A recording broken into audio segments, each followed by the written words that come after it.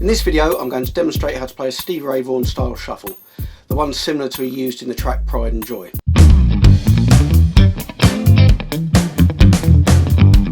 I've put together a demo track which I shall play now with the tab going across the bottom of the screen.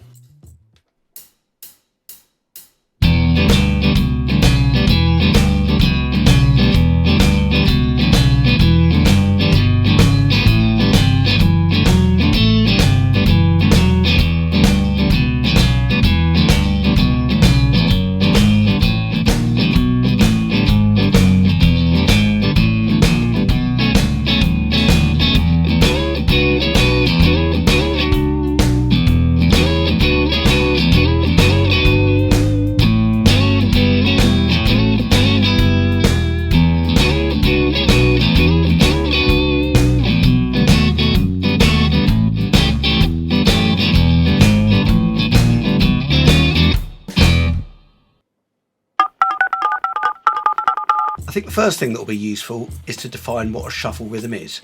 I've put some drums on a MIDI grid here to try and help visualise it.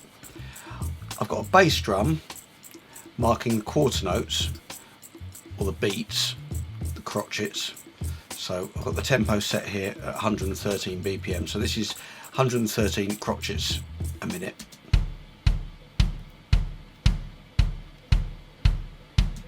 On this next bar I've marked out even eighth notes on the hi-hat, so this is a straight rhythm as opposed to a shuffle rhythm. So let's hear what that sounds like.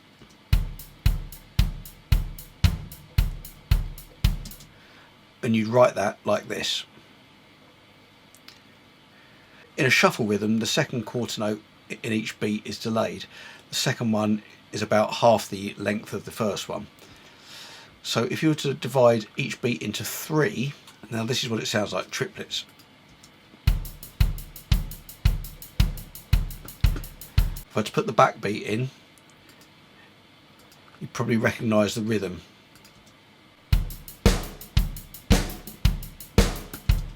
Lots of songs have that rhythm. It would be a kind of like Blueberry Hill or something like that. So this would be a kind of 12/8 or a 6/8 rhythm. Now with a shuffle, what you're doing is you're missing out the middle of the three notes in the triplet in each beat. Now this is what it sounds like. If I were to put the backbeat in, this could be written as a triplet with the middle note missing in 12/8, but that can be quite difficult to read. So normally the way this would be notated is you'd have this little symbol at the beginning of the music indicating that what's written as straight eighth notes or quavers actually sound like a triplet or a shuffled rhythm. So that's what a shuffled rhythm is. Okay, let's break these down into the elements that we need. The first thing is the right hand. Now we need to be playing this rhythm, and if we play it just damped with the left hand, just with the right hand. So we need to do that. We need to internalise that rhythm so it's completely natural. You can always tie something around the neck, eat sandwiches with this left hand while you're doing it.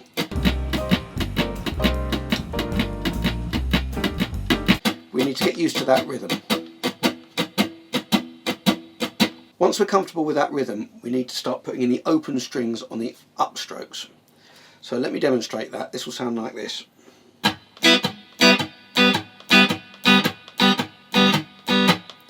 So slowly, what we need to do, keep the strings damped for the downstroke, then we release our left hand on the upstroke, and then clamp it back down again.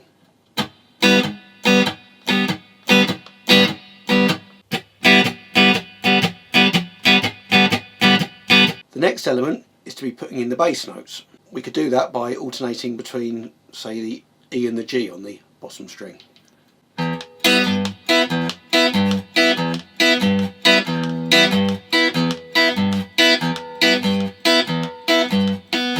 Next we need to familiarise ourselves with the left hand pattern. So if we just practice that on its own without the shuffled rhythm, let's go through that.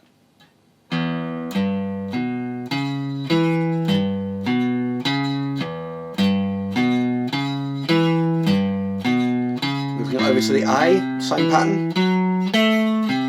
back to the E,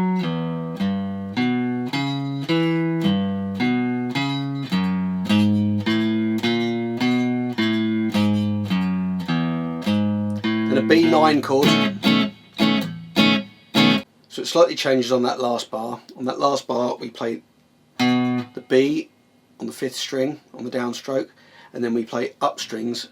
That's a B9 shape. That's the 9. So instead of a 7, which would be that,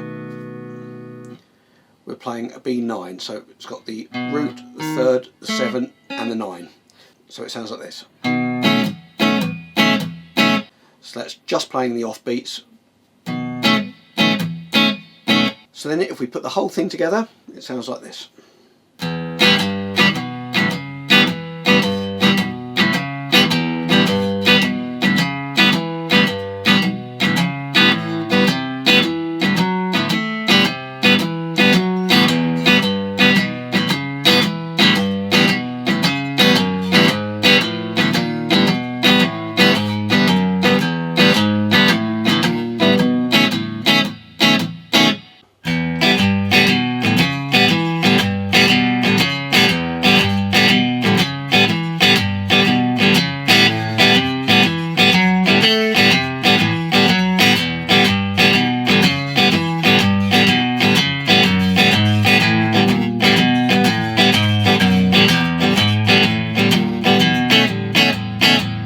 Moving on to the second chorus. Now we continue with the same rhythm with the right hand.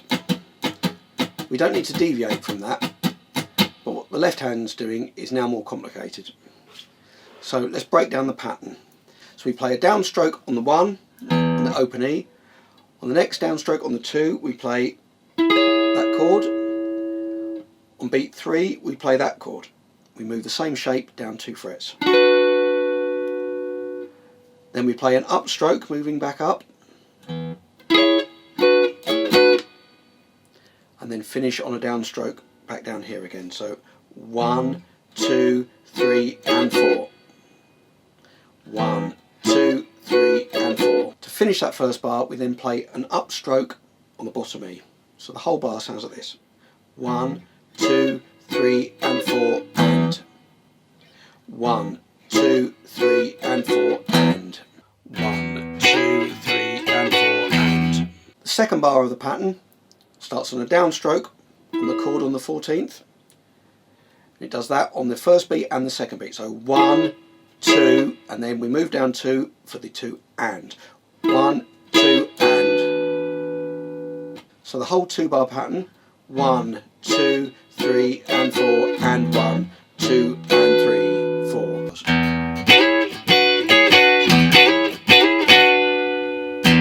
The 4 bars of E at the beginning of the pattern, it does change slightly. Instead of playing on the 1 on the second time round, it plays on the 4 and of the second bar. So it sounds like this. 3, 4 and 1.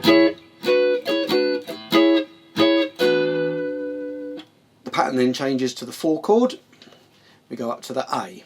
Well, actually we go down here, so we're playing the same shape. We're playing it on the 7th fret. And it's exactly the same pattern.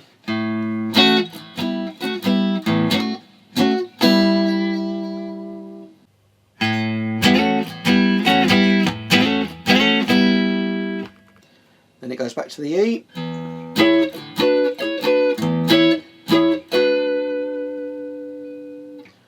Then to finish off the second chorus, we go back to that B9 shape again. And on this we play the B on the 1, and then we do 2 and 3, 4. So we leave a rest on the 3rd beat. 1, 2 and 3, 4. A7. 1, 2 and 3, 4. And to finish off, we use a similar turnaround to at the end of the first chorus. We go back to that rhythm. So we go 1. That B is on the 1 of the last bar. But instead of stopping there, we then do an upstroke on the 1 and, using that same shape as we were doing the B9 here. It's actually a D9. So that's on an upstroke. Then we move up a semitone on the downstroke. Then on the upstroke we play an E. And then we finish with a on the 4. So the whole thing sounds like this.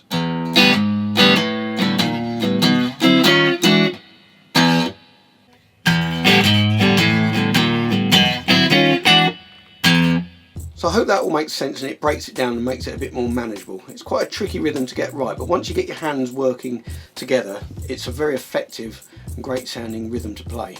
I'll put a link below for the backing track and the tab where you can download it. Please leave any comments or questions and don't forget to hit subscribe, and I'll see you on the next video.